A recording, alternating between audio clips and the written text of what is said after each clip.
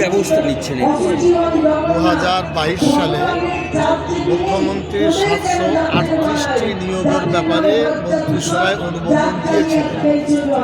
সেই অনুমোদনের ভিত্তিতে এই পরীক্ষার মানে কি প্রসেস হবে, 50 মার্ক হবে না 100 হবে, এই নিয়ে প্রায় 6-8 মাস কেটেছে। তারপরে 100 মার্ক স্থির করে পরীক্ষা হয়েছে। সেই পরীক্ষায় 352 জন ছাত্রছাত্রী যারা এই লাইব্রেরিতে ডিপ্লোমা করেছে অলরেডি তার চাকরিতে যোগ দিয়েছে, এবং 150 আরও প্রার্থী খুব তাড়াতাড়ি তারা যোগ। এটা হলো প্রায় 500। বাকি যারা রেস্ট থাকে 237 সেটা এক্সামটেড ক্যাটাগরিতে আছে।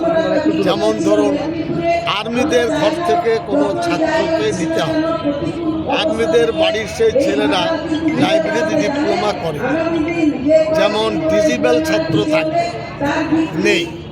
এটা আবার আরেকবার নোটিফিকেশন হবে, না হলে এটা চলে যাবে লেবার ডিপার্টমেন্ট তখন ক্রাইটেরিয়া ঠিক করবে কীভাবে। অলরেডি 500-র উপর নিয়োগ হবে। এটা 1987 সালে দপ্তরের জন্য মুখ্যমন্ত্রী মমতা ব্যানার্জির বদান্যতায় এত চাকরি এই দপ্তরেই একদম জেনুইন, যেটা আমি বললাম।